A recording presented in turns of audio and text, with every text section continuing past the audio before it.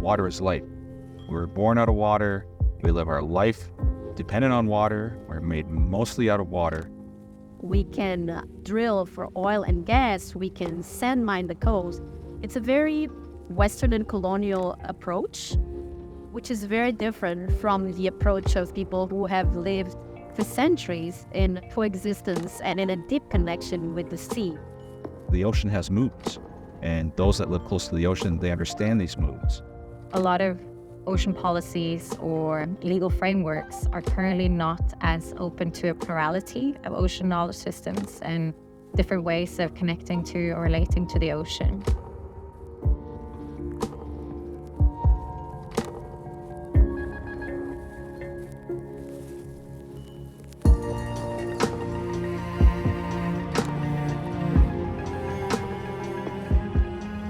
It's important to co-produce sustainable ocean plans with Indigenous and traditional knowledge holders because a lot of the ocean planning and the ocean governance and the ocean knowledge that we're currently depending on has not been co-produced. It's really a mind-setting, a huge shift. Where they're actually ones to engage with Indigenous communities to extract Indigenous knowledge to fill their science gaps.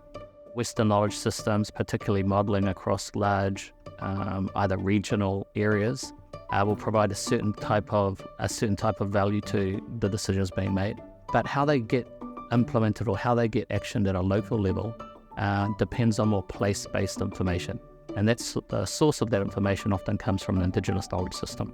Part of the process of co-producing sustainable ocean plans with Indigenous and traditional knowledge holders is to really embrace transdisciplinary approach. All of the different stakeholders and groups have fundamentally different values. We have not made that split between humankind and nature.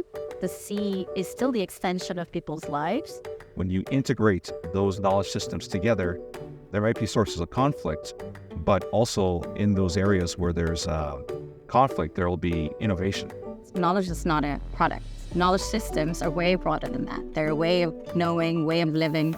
So instead of trying to ask Indigenous peoples what you know, they will show you how they know it. For too long, Indigenous and traditional communities have been marginalised from ocean planning processes. Part of this work includes restorative justice. I don't want scientists to look at the ocean as a thing that they need to study. I want them to recognize it and respect the ocean as a living being and a relative with which we have a relationship.